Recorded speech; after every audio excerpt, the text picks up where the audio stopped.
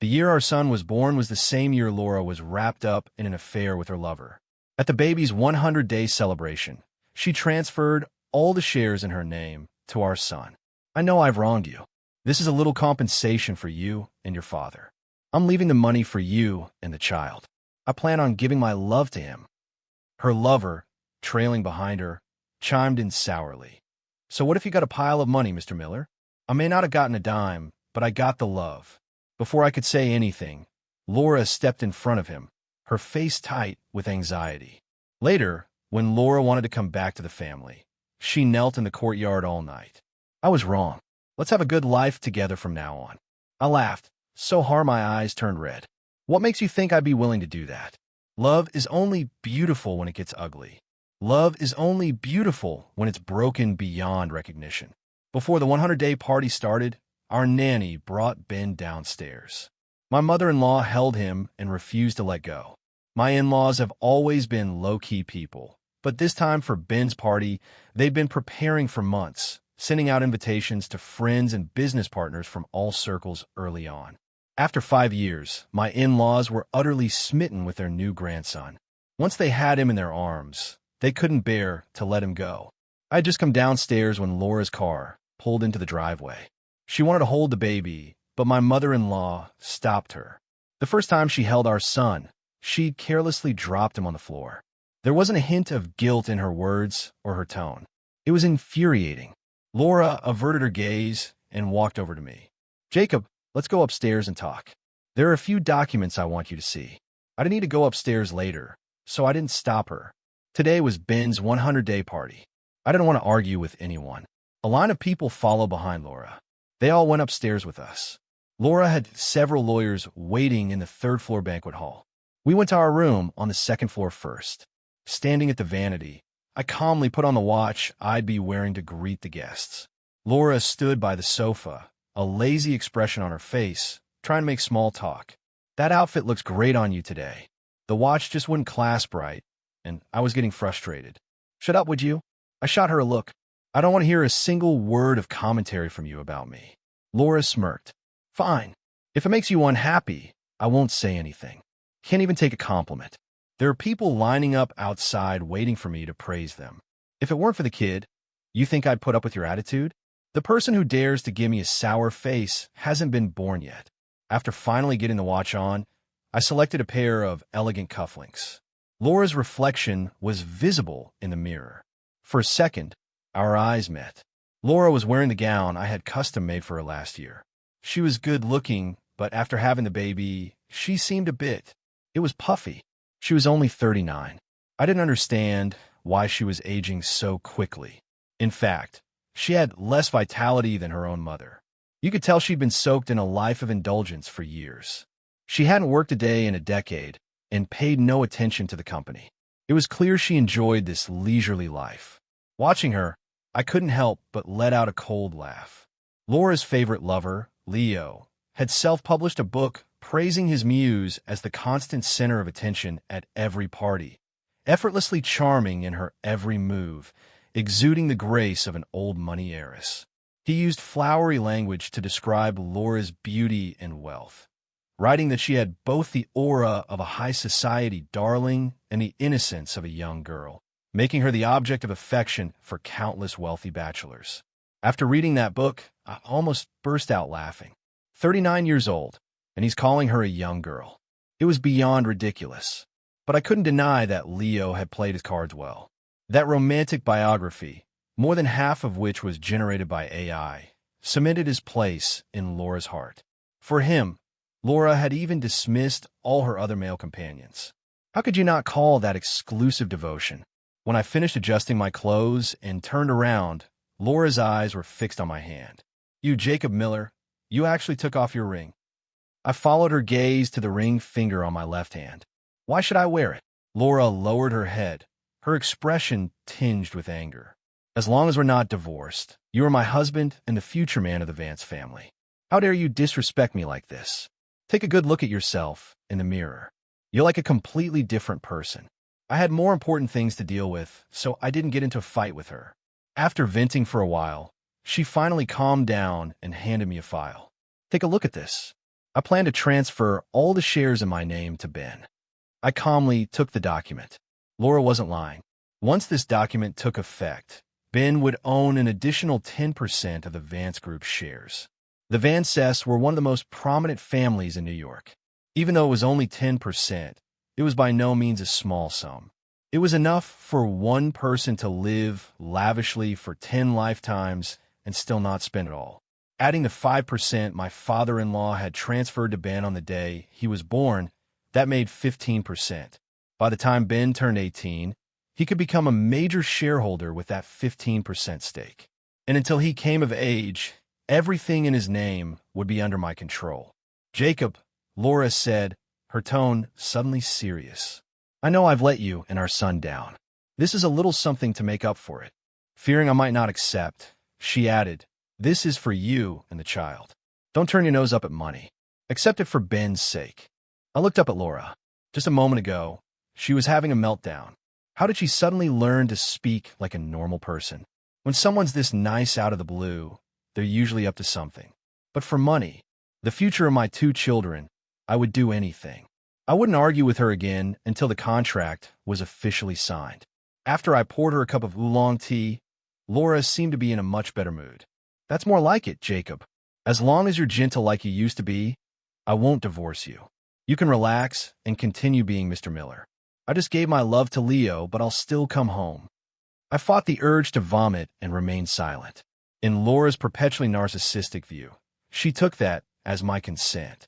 You know, my personality isn't suited for business.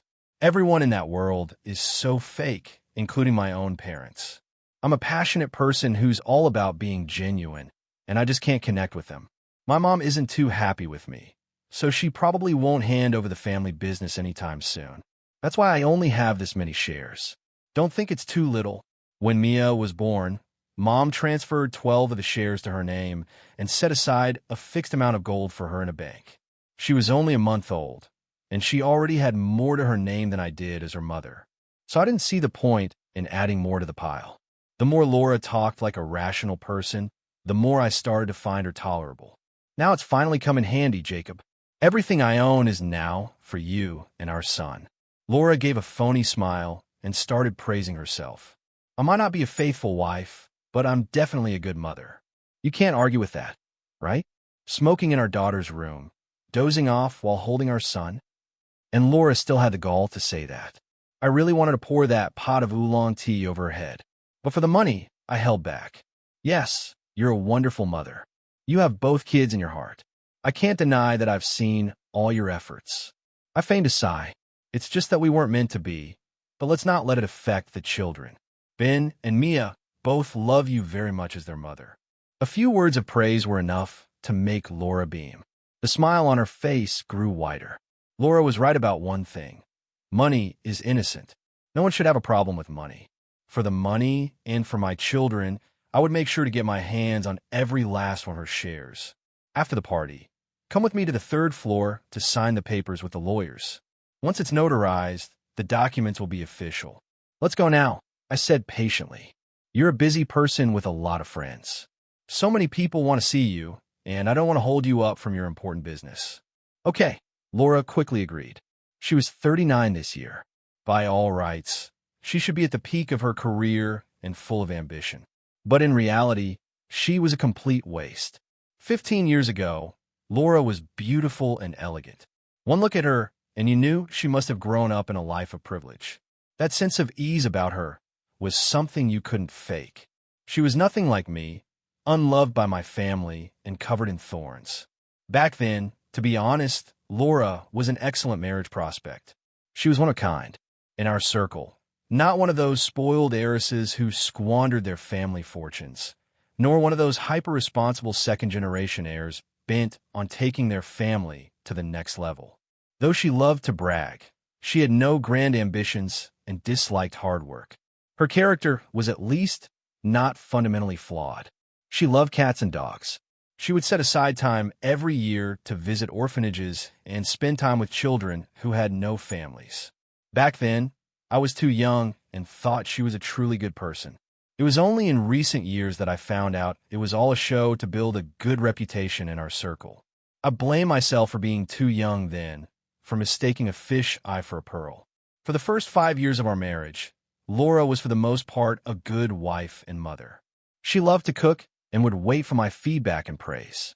She knew all my preferences, remembered my birthday and our wedding anniversary. She also adored children. After our daughter Mia was born, Laura said she would definitely be a great wife and mother. And she was. She was considerate to me in every way and doted on our child. She savored every moment of family time. Even when Mia went through her terrible twos, Laura never said a harsh word to her. 6 years into our marriage, countless people said that even though it was an arranged marriage, my wife was a gentle and beautiful lady from a prestigious family, without a trace of temper or arrogance, and none of the bad habits of other spoiled heiresses. Moreover, her looks and figure could rival a movie star's. No matter how you looked at it, I, the one from a slightly less prominent family, was the one who had lucked out. A friend once said with conviction, "When you're choosing a partner, don't pick someone who is good to you only because they love you. Pick someone who is just a good person by nature. That way, even if the love fades, you won't end up hurting each other." In her eyes, Laura was that kind of person. At the time, I didn't pay much attention to my friend's casual remark. But looking back now, both my friend and I were blind.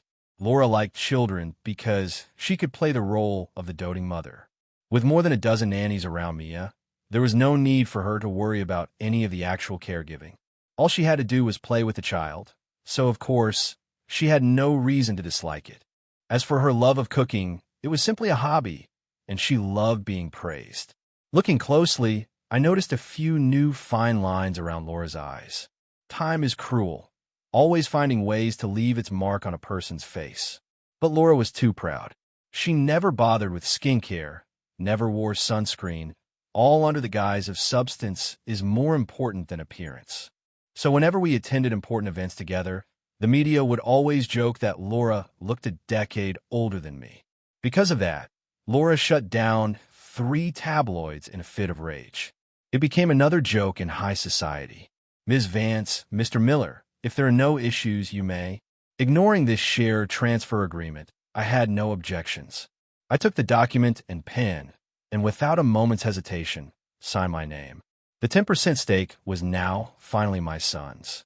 When Ben is old enough to understand, he will definitely be a good filial son to you, I said politely. Unexpectedly, Laura took it seriously. Of course he will. You won't find a more reasonable and generous mother in the whole world. She was always like this, with no real attachment to money. She was forever free, forever gentle, forever loving. She could be good to someone, but she could also retract that love at any moment and give it to someone else. People like her, who love so freely, are the downfall of people like me, who have learned to feel nothing. Laura handed me the signed documents. "You should check them again." My gaze fell on Laura's slightly weary face.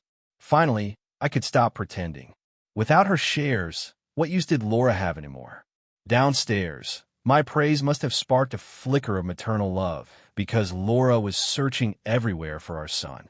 "Let me hold him," Laura said again, spotting my mother-in-law playing with Ben. Seeing that I didn't object, my mother-in-law finally handed the baby to Laura. Laura awkwardly adjusted her posture. Our son was not happy in her arms. She hadn't held a baby in a long time and had forgotten the knack for it. Ben struggled in Laura's arms, twisting and turning on the verge of tears. Laura was at a loss and looked to her mother for help. My mother-in-law eventually took the baby back. Laura was a little displeased. "Why is he like this? I'm his mother. Why isn't he warming up to me? Since he was born, you've held him exactly once, and you dropped him. Why on earth should he like a mother like you?" My mother-in-law had grown increasingly dissatisfied with Laura over the years. It was as if there had been a genetic mutation. How could such principled parents have produced a train wreck like Laura? Laura didn't talk back to her mother. Instead, she pulled me aside. "How can my mom treat me like this? I'm her daughter, but she's never satisfied with me. And Ben, he's so disappointing. I remember Mia being so well-behaved and sensible when she was little. Why can't Ben learn from his sister?" I couldn't help but glance at Laura. Expecting emotional validation from a baby this small, she was truly one of a kind. When she saw I wasn't responding, Laura's face immediately soured. She was always like this. A professional actor couldn't change expressions as fast as she could. Just then, Mia came down from upstairs, and Laura immediately went over to her. Mia, have you missed Mommy lately? The last time I saw you was a year ago. Mia was not exaggerating in the slightest. Mommy is the face of the Vance family. I have to go to a lot of social events, Laura said, walking closer. You're so tall now. Let Mommy have a look. In a little while, how about Mommy introduces you to an uncle? Laura coaxed her gently. Mia, do you like having a little brother? The uncle outside already has a little boy. Mommy can bring him home for you to play with later. Will you cut it out? I interrupted her. Why would you say something like that in front of child? Laura fell silent. Mia looked up at Laura. Mom, are you talking about your illegitimate son? Laura was overjoyed. Yes, but he's also your little brother. When I bring him over, you have to be nice and not bully him, okay? A small smirk touched the corner of Mia's lips. She ran to her grandfather, feigning innocence. Grandpa, are you going to abandon me? Mom said she's going to have an illegitimate son, and I have to give way to my little brother. Grandpa, I won't bully my brother. Please don't kick me out, okay? My father-in-law shot a look at Laura. The expression on Laura's face was absolutely priceless. You little, haven't I been good to you? How could you tattle on me like that? Get out, my father-in-law said, his tone impatient. Laura, you've really outdone yourself saying things like that to a child. After getting a lecture in the third-floor study, Laura refused to leave. She dragged me back to our room and spoke in a placating tone. Jacob, you must have figured out why I transfer my shares to Ben. I'm trying to show you goodwill. Can't you see that I want you to put in a good word for Leo with Mom and Dad? You can't just take the money and not do your part. Mom finds fault with me every day and has ordered me to break things off with Leo completely. But I don't want to. I just want a home here and a home outside. Why is that so hard? How does me living my life with Leo on the side bother any of you? I've already shown so much sincerity. What are you still unhappy about? I may have given him my love, but I left the money for you and the kids. That's perfectly fair. I let out a soft laugh, but didn't respond. It was too late. Laura was saying all this far too late. I already had the money. Whether the favor got done or not, what did it matter? A Laura with no leverage was worthless. She had no chips left to negotiate with me. I entered the main hall for the party. 12-year-old Mia was by my side, looking at me with a serious expression. Dad, I won't let anyone make you sad. A wave of guilt washed over me. Mia had said the same thing 6 months ago. Even though she was young, she had already realized her mother didn't love her. But she still yearned for a mother's love. Parents may not inherently love their children, but children will always love their parents. Mia waited in the hospital for a full day and night. By the time her fever broke, Laura still hadn't shown up. In the 3 minutes I was out of the room to get something, she had secretly unlocked my phone. She opened the trending topics on X, and there it was, a scandalous headline about Laura. The paparazzi had revealed that Laura had forced a rising young star to break up with his girlfriend, paying him a hefty sum as compensation. Mia looked up at me. Her lips were white from the high fever. Does Mom have other kids besides me and Ben? Why? Is it because I'm not good enough? But in her heart, she already knew the answer. As I was busy checking every last detail of the party setup, a slick voice cut through the air. I turned to see Leo standing at the entrance of the hall. Before I could even ask him where he got the nerve to show up at the family estate, Leo strode toward me in his handmade leather shoes, completely ignoring my glare. His well-tailored Armani suit outlined his tall frame, and he looked radiant. Congratulations, Mr. Miller. I stood there looking at his slightly arrogant smile and didn't respond. Leo decided to press on, his eyes darting back and forth between Laura and me. Mr. Miller, Ms. Vance prepared the share transfer agreement a while ago. She said she was leaving all her shares to you and the kids. I'm so jealous, suddenly having such a massive stake. But Leo's tone shifted, his eyes filled with envy. Some people are just destined to live out their days with only money for company. As for love, they won't get a single drop. It's truly pathetic. Looking at the jealousy he couldn't hide beneath his handsome face, I found it almost laughable. After all this time, he was still the same. He never learned restraint, never learned when to quit while he was ahead. Is that so? I smiled, unfazed. I glanced at Leo, meeting his eyes. True love conquers all. I hope you keep telling yourself that. Leo's face instantly turned ugly. He shot me a resentful look, then turned his frustration on Laura. Ms. Vance, Laura stepped between us, trying to smooth things over. Jacob, that's enough. Leo just wanted to come and offer his congratulations. He means no harm. He's not great with words, so don't take it to heart. You're a grown man. Why are you bickering with a young guy? It makes you look classless. Today is our son's 100-day party. Don't make me slap you in a place like this, I said, looking at Laura, my nails digging into my palms. Why are you so angry? Laura said, looking annoyed. I'm just telling the truth. If you were as innocent and kind as he is, do you think I would have cheated? With a sharp crack, I slapped Laura across the face. I told you I didn't want to get physical, but you just had to push me. That evening, after the party was completely over, Laura still hadn't left. When I'd hit her, I'd dealt with her little lover at the same time. She had been fuming all afternoon. Jacob Miller, I told you a dozen times to apologize to Leo. Didn't you hear me? I had no desire to get entangled with her and turned to leave. But Leo blocked my path. Jake, if you're really that upset, I'll apologize to you, he said, his tone dripping with insinuation. I can say I'm sorry, but you need to learn to accept reality. No one in this world loves another person forever. Why can't you and Laura just part amicably? She stopped loving you a long time ago. Why can't you just divorce her? Leo said, lifting his head with a proud look. In the next instant, he was hit with a slap from my mother-in-law. Seeing my mother-in-law approach, Laura called out, Mom, how could you do that? In a flash, she was slapped too. Laura, oh Laura, my mother-in-law said, pointing a finger at her, trembling with rage. You have the nerve to ask me why?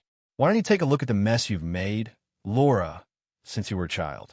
Your father and I taught you step by step how to be a person, how to conduct yourself. Is this how you behave as a wife? Mom, listen to me, Laura whispered, trying to maintain some semblance of dignity. This is between me and Jacob. We'll handle it. Can you please leave us to it? For someone of my status, do you really expect me to only love one person my whole life? Leo loves me, which means I'm desirable. Laura, my mother-in-law, said, her face a mask of shock. How can you be so brazenly shameless? How did I end up with a daughter like you? Today is your son's 100-day party, an event a person only has once in their life. Everyone has been happily preparing for this day for so long, and you just had to come back, bring that man with you, and let him spout all this nonsense. Are you fit to be a wife? Are you fit to be a mother? Ma'am, Leo started, unwilling to stay silent. My mother-in-law shot him a cold glare. You shut your mouth. Do you have any right to speak here? He'll let you in. Are you worthy of being here today? You think you're so special because you're young? So what if you're 20? Does being 20 give you the right to be a homewrecker? Does being 20 give you the right to show up at someone else's family event and say whatever garbage comes to your mind? What on earth did your parents teach you to make you so utterly shameless? The color drained from Leo's face. My mother-in-law had always been a refined lady, well known in our circles for her good temper. But now she was tearing away all pretense, laying everything bare. It was crystal clear and cut straight to the bone. Leo stopped arguing with her and turned to me instead. Mr. Miller, please talk to your mother-in-law. I know my actions were inappropriate, but I never meant to make you angry. I met Leo's gaze and spoke calmly. If you know you speak inappropriately, then you should learn to keep your mouth shut and stop embarrassing yourself over and over again. A flash of resentment crossed Leo's eyes before he lowered his head. With my mother-in-law's approval, I had my staff escort Leo and Laura out. At the main gate of the estate, I asked with utmost sincerity, Laura, why couldn't you have just died in the year I loved you most? That way, you never would have become this hideous version of yourself. I was only 10 when I first met Laura. Back then, she was 3 years older but much taller than me. After my mother died, my father quickly remarried and paid less and less attention to me. He used to love me so much. He loved my mother so much too. But the shelf life of love is so short. The father who once held me in the palm of his hand, who watched with my mother as I learned to walk, who held my hand every day to take me to kindergarten, soon became a different person. After my mother died, in a car accident, my father held me and cried in the hospital corridor. He comforted me over and over, saying that even though my mother was gone, he would always love and protect me. At that moment, I was absolutely certain that he loved me and that he truly cared for me. But 3 years later, the young woman who had killed my mother became my stepmother. For me, that moment was like a bolt from the blue. The young woman who killed my mother was named Sherry. At my mother's memorial service, she knelt before my father, her voice choked with sobs, on the verge of collapse. "Sir, it's my fault. I'm so sorry. I shouldn't have been on my phone while driving. I shouldn't have run the red light. I know I was wrong. Please, I'm begging you, don't press charges. I don't want to go to jail. I'm still so young. I've never even had a boyfriend. If you send me to prison, my life will be ruined." My father's eyes were filled with hatred. He had someone drag Sherry away. But later, he fell in love with her. How ridiculous. On the path to seeking justice for my mother, he fell in love with the killer. In the 3rd year after losing my mother, I completely lost my father. I was no longer his only son. He didn't even treat me like a son anymore. The first time my stepmother hit me, I was 8. My father felt a pang of guilt, but he didn't blame her. Instead, he had a talk with me that night. "Jacob, you're the older brother. You need to learn to give in to your little brother. He's still little, isn't he? How could you argue with him?" That day I, who had always been strong, felt so wrong that I could barely speak. "Dad, you're right. He's only 7. But I'm only 9. Why do I have to be the one to give in? Why? He's the one who ripped up my homework. He's the one who scratched my face. All I did was ask him to give my notebook back. Why am I the one who got hit in the end?" My father didn't give me an answer. He was unwilling to admit that his heart had already strayed. But that was the truth. Even if I couldn't accept it, most of the time, I just had to. When I was 10, I was wandering in a park after school when I saw a man holding a child's hand walking toward me. "You're Jacob Miller, right? I was your mom's best friend when we were little. We grew up together." The man, who loved camellias just like my mother, patted my head. "Kid, when you were little, your parents took you abroad to stay at my house. Back then, I even said I wanted to make you my godson. Do you remember?" I didn't remember. But in that moment, I really felt like I was seeing my mother again. Just as I was slowly answering the man's questions, my stepmother's son ran out. "Hey, my brother, only 2 years younger than me," said, yanking my hair as he ran past. "Why are you hanging around here instead of going home? Careful you don't get kidnapped. And why didn't you go home? Are you scared I'll rip up your homework again?" So what if I did? My stepbrother didn't run off. He circled me. The second time he made a face at me, the girl standing next to the man grabbed him by the collar. "Is this how your parents taught you to rip up someone's homework and act like you're proud of it?" That was the first time she and I looked at each other face to face, seeing my stepbrother dangling in her grip. I felt a wave of sweet relief. It was the first time since my mother died that someone had stood up for me. In the long years that followed, I always vividly remembered that scene. A person starved for love will remember a casual act of kindness for a long, long time. I was that kind of person. After being kicked out of the house, Laura vanished from New York for a solid week, as if she'd evaporated. In a small corner of the financial papers, a prominent headline announced the good news of old Mr. Vance's electronics subsidiary about to ring the bell for its IPO in the U.S. Meanwhile, in the entertainment section, an equally glaring headline screamed, "Vance heiress allegedly dumped." Spotted on a secret getaway to Miami with a new flame, accompanied by a blurry long lens photo, on the beach under a sun umbrella, a young man in swim trunks leaned intimately over a woman on a lounge chair, the two of them kissing freely. It was Laura and Leo. My in-laws took turns calling Laura, but their numbers had been blocked. Laura was always like this. She had blocked everyone in the Vance household at one point or another, including the butler and the nannies. At the end of the month, just as I'd finished a major acquisition project, I received a sudden call from Mia's homeroom teacher. Ms. Warren's voice was frantic, her tone distorted with the sounds of a chaotic argument in the background. Ms. Vance and Mr. Leo are here at the school. They said they want to take Mia to the amusement park. Mia refuses to go, and an argument broke out. The situation is getting a little out of control. I could hear the sounds of struggle over the phone. Let go of me. Let go. I don't want to go with you. I don't know him. You're not my mom. Get away from me. My heart felt like it was being squeezed by a fist. I was too furious to speak. Ms. Warren, please try to stop her, I said, trying my best to control the tremor in my voice. I'm on my way right now. When I arrived at the school, a small crowd had already gathered in the parking lot, pointing and staring toward one of the academic buildings. The principal and several school administrators stood at the entrance of a building, their faces grim, looking as if they were facing a major crisis. From a distance, I could hear sharp crying and the angry, impatient voice of a woman. Mia had never been one to cry, and now she was being pushed to this. I hurried through the crowd. Mia Miller, get in the car. I'm your mother. Why are you being so distant with me? I just want to take you out to have some fun. Laura was speaking exasperated. Leo was trying to mediate with a fake, gentle tone. Hey, come on, Laura. Don't be so hard on the kid. Mia's just a little shy. Come on, Mia. Be a good girl and say hi to Uncle. Uncle will buy you the newest doll set. Okay? Sharp crack.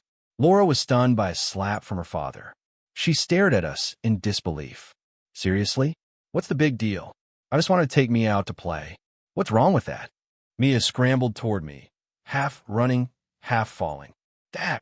Her cry, thick with tears, hit my ears. Her face was soaked. Her arm was bright red from being grabbed, with scratch marks on it. I pulled my daughter behind me, shielding her tightly, and looked at Laura and Leo. Laura, what do you think you're doing? Being publicly confronted by a group of people. Laura flew into a rage. What's wrong with taking my own daughter out for a bit? I'm her mother. It's my right to take my daughter out to have fun. What right do you have to interfere? She pointed at Mia, behind me. Look at her. Look at what you've taught her. Yelling at her elders. No manners at all. She's completely disgraced the Vance family name. She grew more agitated as she spoke, spittle flying. Leo quickly and solicitously tried to pull her arm. Laura, don't be like that. You're scaring the child. He turned to me, putting on an innocent and pitiful expression, his voice feigning sincerity. Mr. Miller, please don't misunderstand. Laura, I just saw that Mia didn't seem to like me very much, so I wanted to buy her a gift to get closer to her, to make her happy. I swung my hand back and slapped him hard across his handsome face. Leo staggered back a step, the gift box dropping from his hand with a dull thud. A clear handprint instantly rose on his cheek. You dare hit me? Leo shrieked, clutching his face. I'm the one who hit you, I said, stepping closer. Whether my daughter likes you or not has nothing to do with you. Who the hell do you think you are? Are you even worthy of trying to influence her? My aggressive advance made Leo shrink back. His eyes welled up, and he turned to grab Laura's arm, his voice breaking into a sob. Laura, look at him. Laura's face darkened completely. She shielded Leo behind her, standing like a wall in front of me, glaring. Jacob Miller, don't you go too far? If you have a problem, take it up with me. Laura was slapped again, this time by her father. Laura, even a vicious tiger won't harm its own young. You brought this worthless piece of trash here to humiliate your own daughter in public. Do you even have a heart? Laura's cheek twitched as she was berated, but she couldn't find a single word to retort. The school security footage was the final straw. The video clearly showed Laura and two bodyguards forcibly dragging Mia toward a car. Laura's sharp rebukes, Leo's attempts to get close to the child, and Mia's desperate screams were all recorded. Laura was ordered to move out of the Vance family home. That night, I was summoned to the study in the main house. My father-in-law sat behind a large desk, his expression somber. My mother-in-law sat in a velvet chair beside him. Her expression softened when she saw me. Laura had infuriated everyone today. Jacob, my father-in-law began, his voice no longer thundering with the rage from school, but filled with concern. With a deep weariness, we've failed you, raising such a disastrous daughter. And we've failed the two children, giving them a mother like that. His gaze slowly swept over me, then settled on a point in the distance. Jacob, things have come to this. We must make plans for your and the children's future. He looked at the family lawyer, Mr. Roth, his tone carrying its usual unchallengeable authority. Roth? Yes, Mr. Vance. Mr. Roth immediately took 2 documents from his briefcase.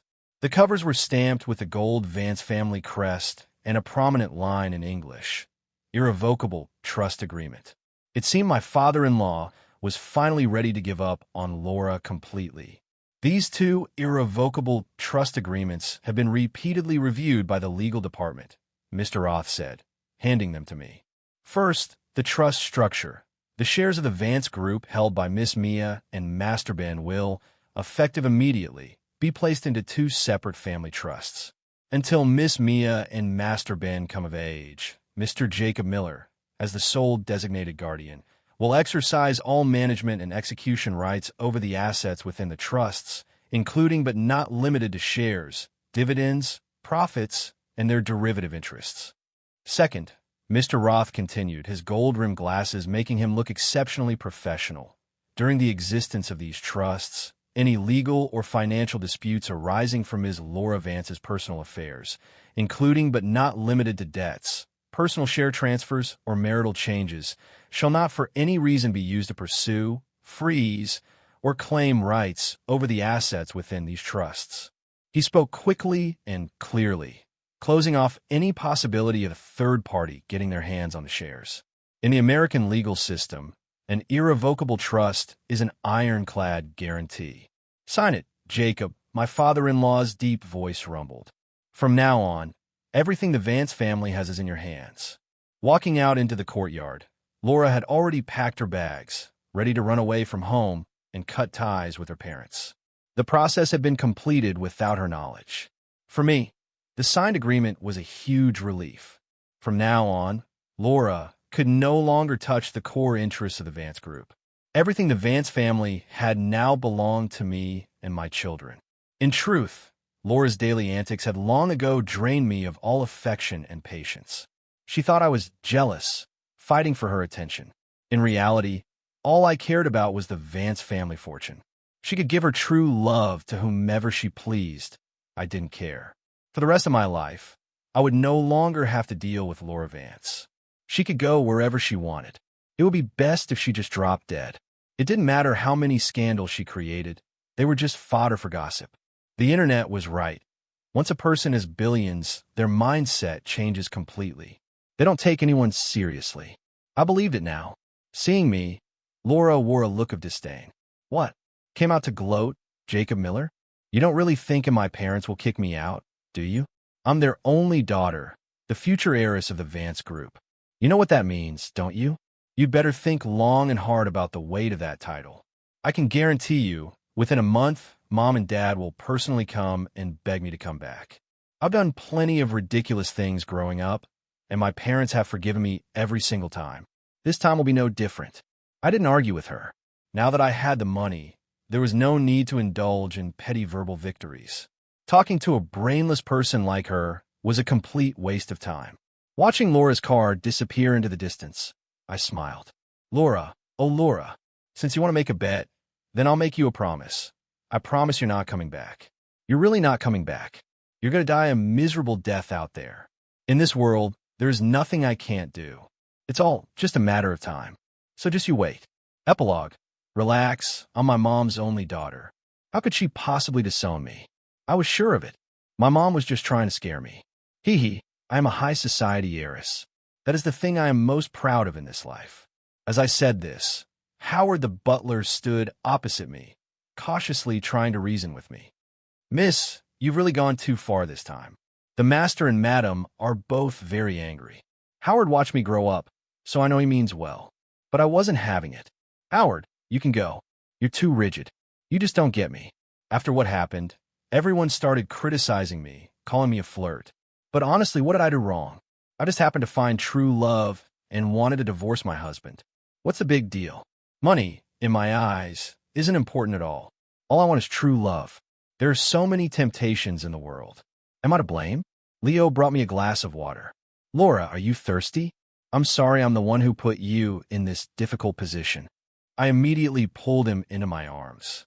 To me, Leo is the kindest, most gentle boy in the world, and he's definitely not after my money. That's what I admire most about him.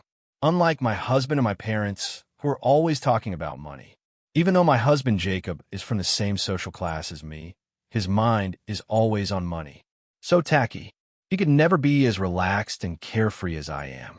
It makes me angry just thinking about it. Last month, my parents told me to break up with Leo immediately. To rebel against them, I secretly sent a rather important business proposal to my dad's competitor, causing him a measly billion-dollar loss. It was such a small thing, but my father flew into a rage and told me to get out. And another thing, I just dozed off while holding my son and accidentally dropped him. My mom actually slapped me. My God, I have never been so wronged in my entire life. In the afternoon, I drove my sports car back to the family estate. This time, Howard didn't even greet me when he saw me. I was furious. I am the sole heir of the Vance family. How dare mere butler disrespect me, even though I'm not a petty. I couldn't accept his coldness. I am the sole heir of the Vance family, the top of New York's 3 great dynasties. The world is supposed to revolve around me. I walked into the living room with Leo on my arm. He was wearing a limited edition couture suit. On his wrist was a limited edition designer watch I'd given him, sparkling brilliantly.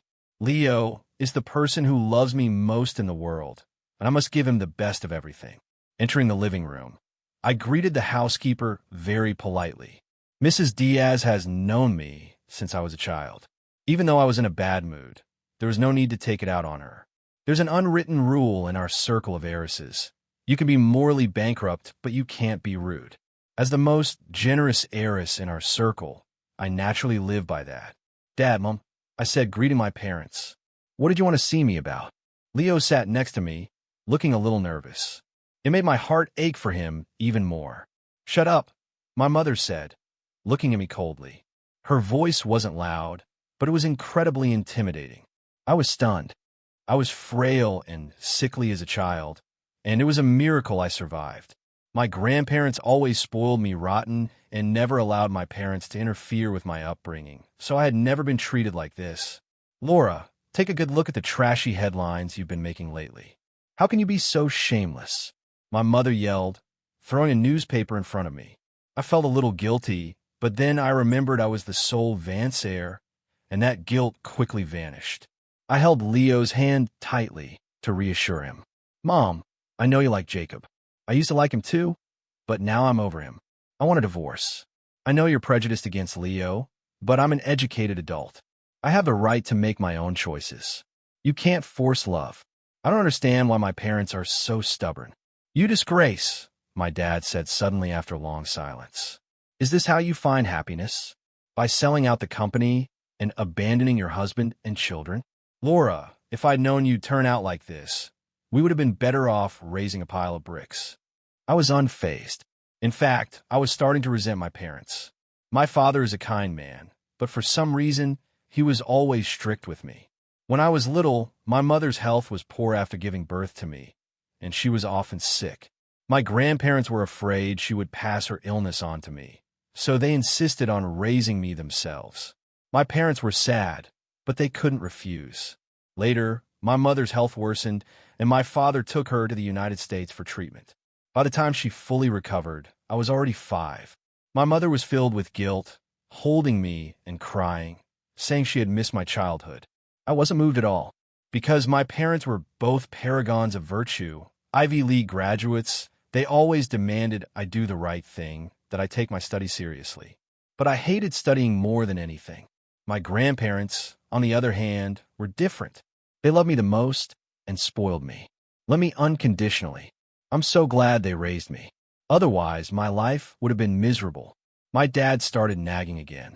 How has Jacob wronged you? And what about the children? They're so young. Is this how you act as a mother? I couldn't be bothered to answer, so I stayed silent. To be honest, deep down I looked down on my dad a little. I didn't think he was any more capable than me. He was just a bit luckier.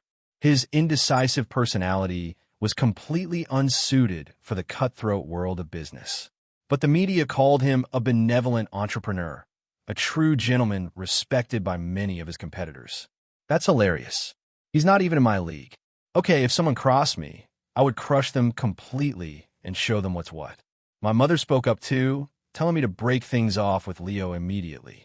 Leo turned to look at me, tears streaming down his face. Laura, I'm sorry.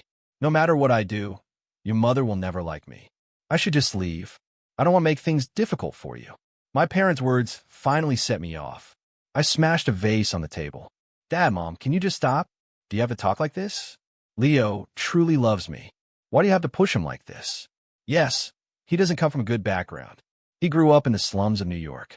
His mother was once a rich man's mistress, and he's an illegitimate child. But it's not like Leo could choose any of that. He's had a hard life, can't you see? Besides, it's not like Jacob's family background is that much better. Why are you so pleased with him? Jacob and I did like each other at first. I first met him during my teenage years. He was a pitiful sight, having lost his mother at such a young age. His father had fallen in love with the woman who killed his mother and even married her. Ever since Jacob's stepmother moved in, his life became difficult. The first time we met, I saw his stepbrother bullying him and immediately stepped in. Many years later, when Jacob and I were married, he told me that he had remembered me ever since that day and was always grateful to me. Back then, he loved me deeply, almost worshipped me. And I love protecting people. A few years went by like that, and I started to feel bored. I like people who are completely obedient to me, and Jacob could never be that person. To be frank, he's actually a very outstanding man. He was accepted to Cornell at 16 with a full scholarship. As for me, the only reason I graduated from college abroad was because my dad donated a few buildings. After joining the Vance Group, Jacob quickly achieved great results. I, on the other hand, created one mess after another and was even impeached by the board of directors. The funny thing is, my dad actually fired me. In a fit of anger, I just quit. Whatever, I'll always have endless money to spend. No matter what happens, I'm the sole heir to the Vance family. When I successfully inherit the Vance Group, I'll dissolve the board and fire everyone who impeached me. I'll also kick Jacob out of the company. I'm the rightful heir, but he gets all the spotlight, making me live in his shadow. It's humiliating. I can't stand this humiliation. My eldest, Mia, is very smart and hardworking. My parents adore that little one and are even grooming her to be the next heir. At first, I liked her too. She inherited Jacob's good looks and my intelligence. She was perfect, but gradually I started to dislike her. She's just too smart. All the elders who used to fawn over me now focus all their attention on my daughter, saying she has my father's demeanor and a promising future. I was about to die of anger. Everyone in our circle praised Jacob for his parenting skills. And what about me? I was completely ignored. Even though I haven't done anything substantial for my child, she is in my heart. A mother's love is silent. I set a good example for her. Without my good genes, how can my daughter be so smart? My mother stood up and pointed at me, yelling, "Laura, get out of this house. I don't have a daughter like you." I got angry too and threw the keys to my Maybach on the table. Fine, I'll go. I'm not like you, materialistic, calculating business people. Mom, do you really think I care about this family? Let me tell you, I don't want this insane wealth, husband, children. I don't want any of it. I don't care about these things. Give them to whoever you want, and don't come begging me to come back and inherit the family business someday. Whoever wants it can have it. With that, I grabbed Leo and stormed out. My father, furious, called after me. "If you dare to leave today, I'll consider myself to have no daughter." I was shocked by my father's words. So this is what father-daughter love amounts to? So shallow, but anyone can make threats.